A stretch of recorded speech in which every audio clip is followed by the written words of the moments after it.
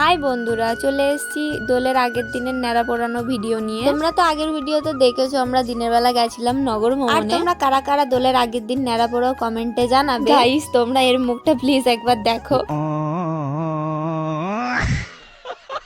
আর সেদিন দিচ্ছিল মন্দিরের ওখানে প্রসাদ, তাই আমরা সবাই মিলে চলে গেছিলাম মন্দিরের ওখানে। আমার মুখের রিয়াকশন থেকেই বুঝতে পারছো আমি প্রচুর ক্লান্ত হয়ে গেছি। আমাদের এখানে মহাপ্রভু আর রাধাকৃষ্ণ ঠাকুর আছে। এখন আমরা সবাই মিলে বসে পড়েছি প্রসাদ খাওয়ার জন্য। আর আমাদের এখানে পাতাও দিয়ে দিয়েছে, তাই বসে বসে ভাবছিলাম কখন খিচুড়িটা দেবে। তো খিচুড়ি পড়ে গেছে, তারপর দিয়েছিল আলু, তারপরে দিয়েছিল পরমান্ন প্রসাদ। খিচুড়িটা সত্যি সেদিন অসাধারণ ছিল। দেখো বন্ধুরা, আমরা সবাই মিলে কত রং কিনেছি। আর আমরা বাড়িতে গিয়ে করব ন্যাড়া পোড়া। নগর ভ্রমণে গেছিলাম, তাই আমার মাথায় এখনো আবির লেগে আছে, আমি এখনো শ্যাম্পু করতে পারিনি। আমি এখানে সবাইকে বলছিলাম যে তোরা কে কে জানতিস যে এখানে খিচুড়ি প্রসাদ হয়েছে। আর আমি বলছিলাম যে আমার খিচুড়ি খেতে এতটাই ভালো লাগে যে আমি সেনে সেনে চলে এসেছি এখানে। এবার আমরা সবাই মিলে করব ন্যাড়া পোড়া। এবার বলো তো ন্যাড়া পোড়ানোর সময় কি বলা হয়? আমি বলে দিচ্ছি, আজ আমাদের ন্যাড়া পোড়া, কাল আমাদের দোল, পূর্ণিমাতে চাঁদ উঠেছে, বলো হরি বল।